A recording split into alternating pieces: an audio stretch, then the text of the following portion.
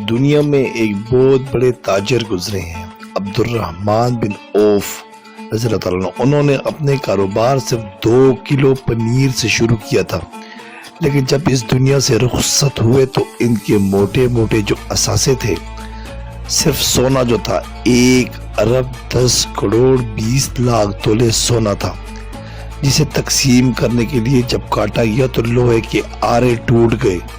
کاٹ کاٹ کر، اور ایسی ہی ہزاروں جاگیریں، ہزاروں گائیں بکریاں اور ہزاروں اونٹ اور گھوڑے اور غلام تھے، وہ ہماری طرح جمع بھی نہیں کرتے تھے۔ ادھر سے مال آیا تو ادھر بانٹ دیا، اور ادھر سے آیا تو ادھر بانٹ دیا۔ یہ وہ مال تھا جو بانٹتے بانٹتے بچ گیا تھا۔ جب ان سے کاروبار کی ترقی کا راز پوچھا گیا تو انہوں نے فرمایا، میں 3 کام کرتا ہوں۔ نمبر 1، میں مال ادھار نہیں خریدتا۔ نمبر 2، میں مال ادھار نہیں بیچتا۔ نمبر 3، کل کی امید پہ مال نہیں روکتا کہ مہنگا ہوگا تو بیچوں گا۔ اگر آج مجھے 1 روپے نفع مل رہا ہے اور یہ پکی امید ہو کہ کل بیچوں گا تو مجھے 10 روپے نفع ملے گا، تو میں آج ہی بیچوں گا، کل کا انتظار نہیں کروں گا۔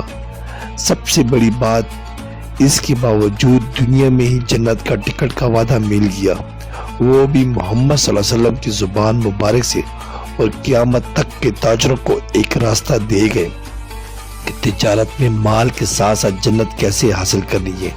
یہی اصل تجارت ہے۔ سبسکرائب کریں، لائک کریں اور بیل آئیکن پہ کلک کریں تاکہ آپ کو اس طرح ہی پیاری اچھی اسلامی ویڈیو ملتی رہے۔